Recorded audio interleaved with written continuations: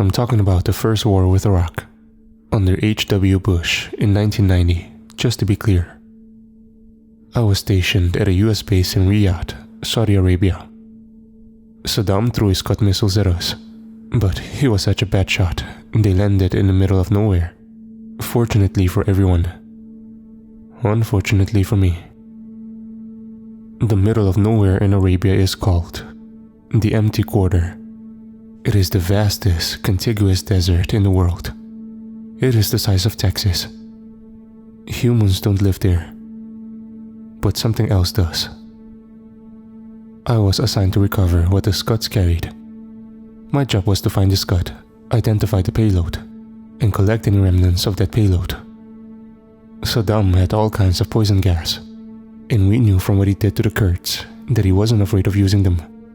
WMDs are no joke, so if the Scud doesn't explode and a missile full of mustard gas is sitting in the desert, it could find its way into a dirty bomb under New York. My job was to make sure that never happened. Finding the Scud wasn't easy. Radar and satellite only tracked it to a general location within the Empty Quarter. I drove with my team into the desert, to the last human settlement before the world turns into an endless waste. This was the patch of sand the Bedouins of the El Mara tribe called home. They lived mostly as they had for millennia, in a cluster of sheepskin tents, aided only by their camels. In a 20th century twist, they all had AK-47s. And they greeted us by putting those AKs in our faces. These tribesmen looked like they came out of a Bible story, dressed in simple cloaks with white turbans wrapped around their heads. Their sheikh was slightly fancier, a heavy-set man of about 60. He wore the typical red and white Saudi headdress.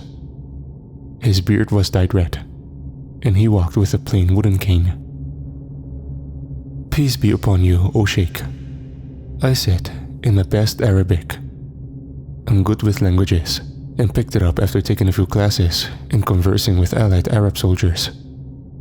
We come with the peace and blessings of God. So, we unloaded the boxes of rice, bread, and canned supermarket goods that nomadic hunters don't get to eat. These were treats to them, and their trust will help us get to the Scud. We talked within the hospitality of the Sheikh's tent. Floor cushions embroidered with red and black stripes stretched across the inside. He served us that rich Arabic coffee that makes an Italian espresso taste like baby milk. "You are looking for the missile. We all saw it," the Sheikh said. "Did it explode?" I asked. "It happened at night." The Sheikh gulped his coffee. The ground did not shake, and the horizon did not light up with fire. "Can you tell us exactly where it fell?" "Yes, but you cannot go there. We can go anywhere, even if it's in a mountain. We'll fly up with a chopper.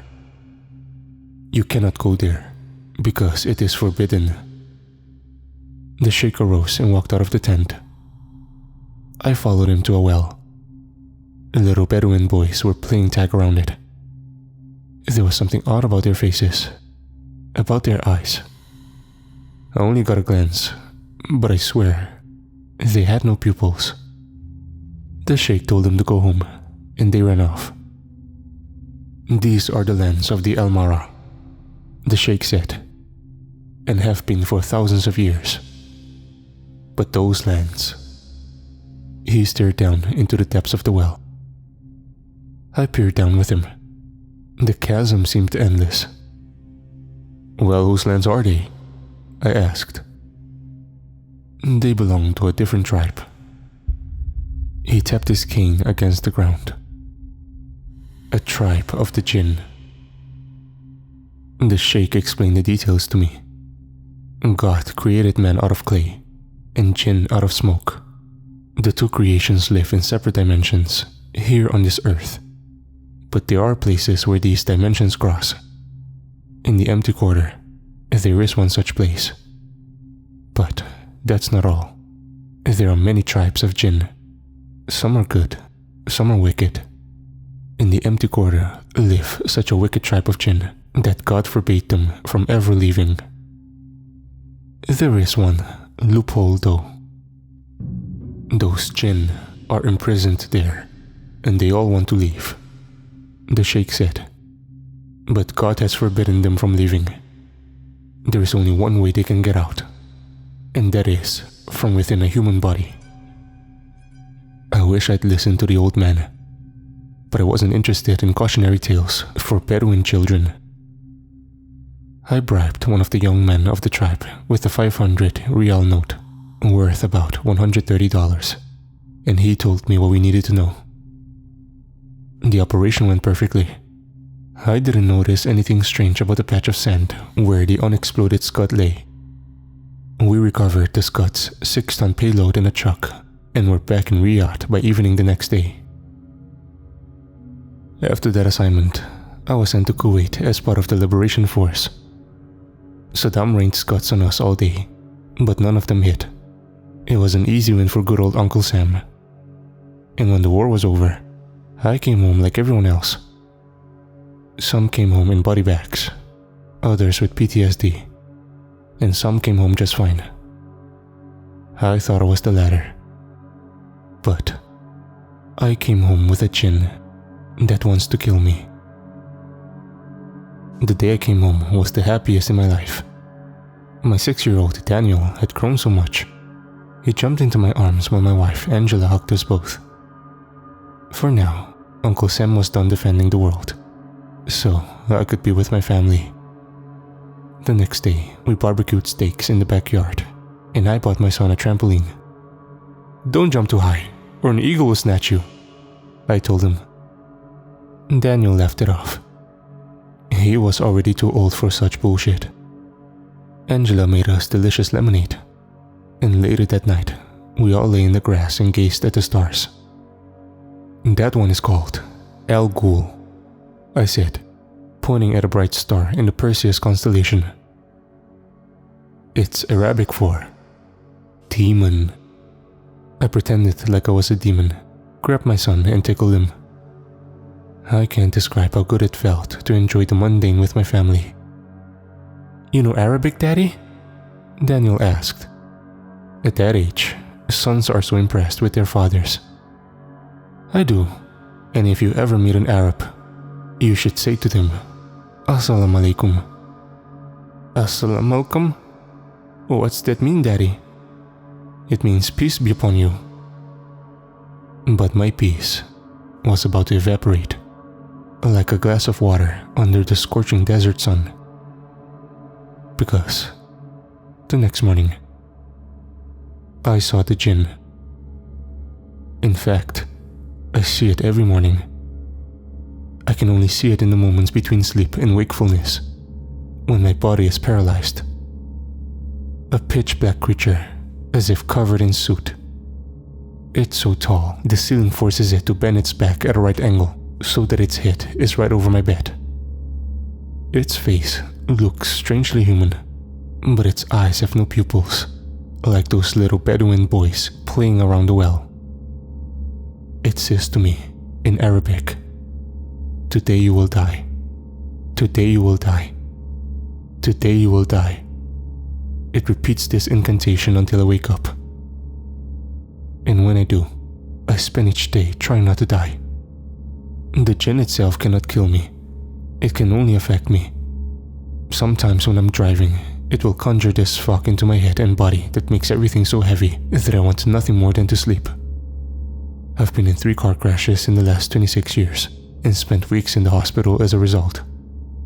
But I'm still alive.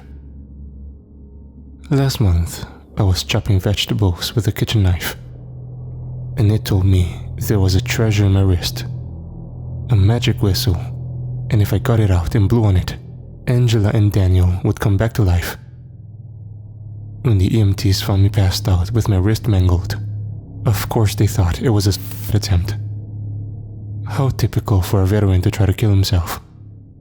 The month of therapy, paid for with your tax dollars, didn't cure me of the Djinn. I've called every kind of exorcist, Islamic, Catholic, Jewish, hell, even Zoroastrian. They've performed every kind of exorcism, the Djinn is not affected at all. I realize now what the old sheikh called Djinn may be something else, because these creatures surely were not created by God. Truth be told, I don't even know if I believed in God. But I know I believe in the devil. Call me a stereotype, but I like guns. I had a Mosin Nagant, an old Russian World War II rifle that I kept locked in a gun cabinet. Target practice with the old beast was one of the few things that took the edge off of life. About a year after I returned from the war, I was cleaning the bore of the gun in my kitchen, while my wife and son bounced on the trampoline in the yard. The Djinn told me to look in the sky.